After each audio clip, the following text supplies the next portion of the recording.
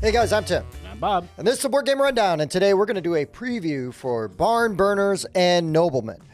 So what this is a sort of a tactical strategy game for 2 to 4 players, and you are going to be drafting up to a predetermined amount of skill points to buy on faction, and you're going to build a team, and you're going to go against the other team.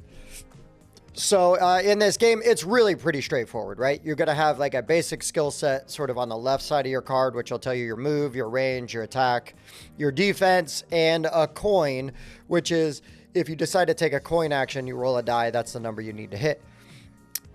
Pretty straightforward stuff. The other thing is then on the right side of the card, you'll have your special actions, which then are explained on the back of the card, but they also have it broken down in the rule book in case you need a little bit of clarification. You're going to deploy 2 of your units basically at a time. So in a 2-player game, my guys would start on this side, Bob's guys would start on the opposite side, and then you're going to take your moves first for all your units on the board. And then after you've done that, you can do one of your actions, which might be if one of these diplomacy cards requires an action, it could be that. It could be attacking if somebody's either in range or adjacent. Or it could be a coin action where you're going to try to generate money so then you can buy those cards. Those are really nice coins, by the way. So I want to do that. This prototype. And then attacking is also pretty straightforward. Unless it tells you otherwise, you've got these 2-sided tiles that are like hit dice. One side is shields and one side's hits. So if I attack with 3 against Bob, that'd be 2 hits and a miss. And then Bob is looking for the other thing right there. So 1, 2, 3, defense. Big whiffa. He defends. Yes. And then if I had hit, we would move down your hit points based on the difference, right? So if he didn't block any of those. Wait, that was the wrong way. Those are all blocks. Oh no, I did it the wrong way. Oops, all blocks. Oops, all blocks. He would take 2 damage if I had done that. And then if your character only has 1 hit point, you don't even put a clip on it, right? 1 damage. Yeah, you're either alive or you're dead. There are special abilities where you might use the 8-sided die or the 6-sided die that can kind of change things up. But like the Musketeers, for example, they can combine all their attacks once a game for a volley, and they roll a d8 as long as one of them's in range, and that is their total attack value. I used that way too early because I didn't realize it was just once a game because I didn't read the card all the way through, and I wasted it. I've been told reading the card explains the card. Yeah, for the most part, it does. Also, they did send us the Alchemist and the Merchants expansions, right? So 2 other factions where you can pull from, unique abilities, and a couple extra cards that they add to the diplomacy deck in each one. So, Bob, I am going to throw to you first some of your thoughts on Barnburners and Noblemen. Sure.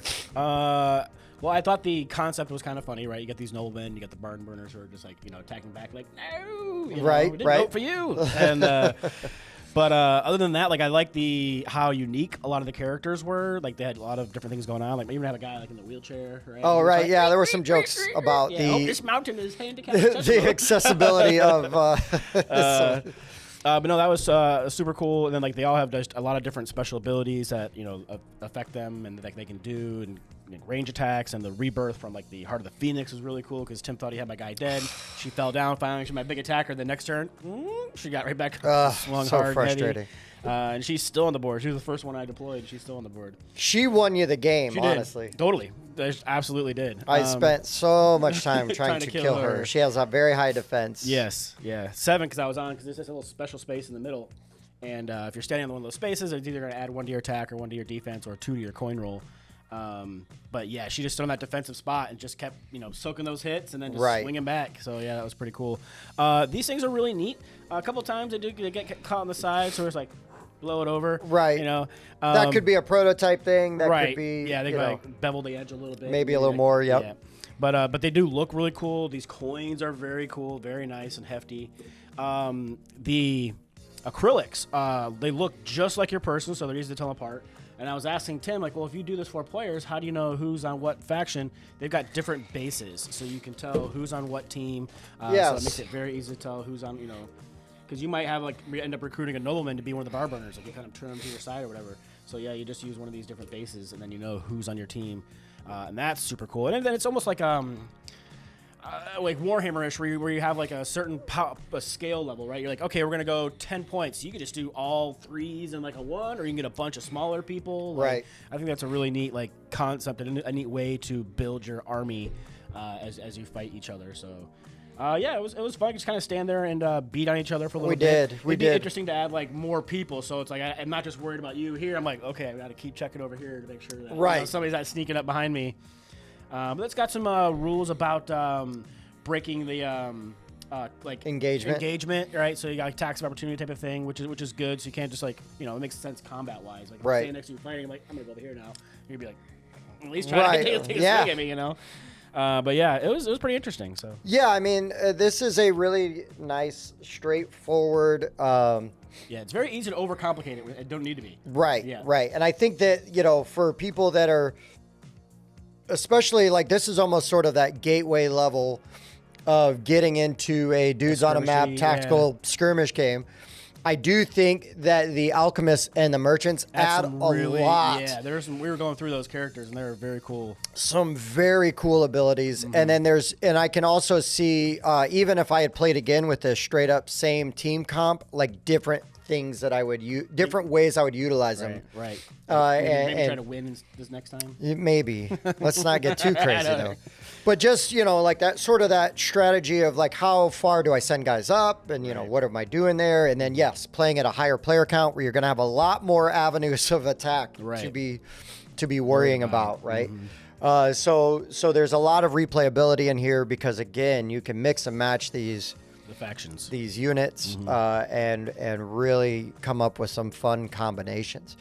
Again, very straightforward, as heavier gamers, right? Sometimes it's easy for us to try to make things more difficult than what they are, and they're not. I mean, this is really, really pretty much straight up. Like here we go, head to head. Like let's go. Yep. There was a little bit of sort of like that rolling, and man, I was having a heck of a time hitting people with higher defenses, but that's just get good. So. Yeah.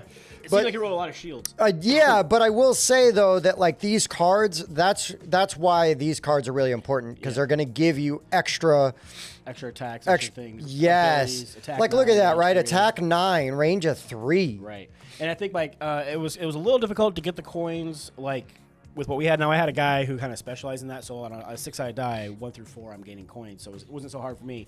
But that merchants expansion, after looking through them, there's a lot of guys on there that help to add to the coin business, and that would really help get. You're generating so much money. Yeah, a lot more enticing. Yeah. Yeah, but I do like the idea of the coin action for dudes that you're not throwing up it, directly into combat. Right. You're kind of. I can have so many moves take me a while to get up there. I'm at least trying to get coins as I'm going through the realm. Yeah, so you still got like stuff that's useful that you're doing. So I did appreciate that as well.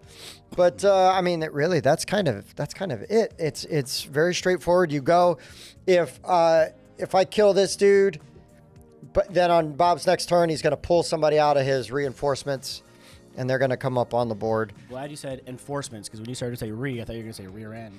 Oh. Pull this guy out of here. Ha-ha! But yeah, he gets his reinforcements, and they're then they're going to come on the board, and then if he takes out the last one, because some of these cards have like multiple figures for the unit, right? So my musketeers have 3 dudes.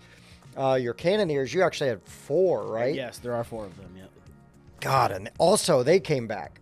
They did. That was they had rough. a thing where when they died, I roll a 6-sided dice on a 5 or 6. They come back. They're survivalists. I killed 6 of them. You did kill 6 of 4 out of of my the dudes. 4 dudes. I was like, come on.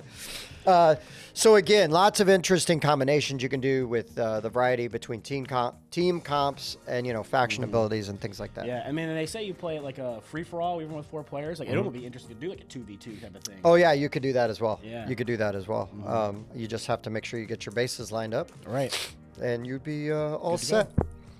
But yeah, that is Barnburners and Noblemen. I think if any of this sounded interesting to you, you should check it out on the crowdfunding. and give it a look. I think with the prototype components and everything, it looked pretty good. Yeah, I mean, for Pretty prototype, solid. this is pretty solid. So even if the finished game is very close to this, I think you're ending up Be with a happy pretty with what nice you get. package. Yeah. But all right, well, that's all I got. You got anything else? No, I don't think so. All right. Well, guys, thank you so much for watching. Please like, subscribe, thumbs up, all those things. Leave us a comment. Let us know what you think of the Barnburners and Noblemen. And for the Board Game Rundown, I've been Tim. Bob. We'll see you next time.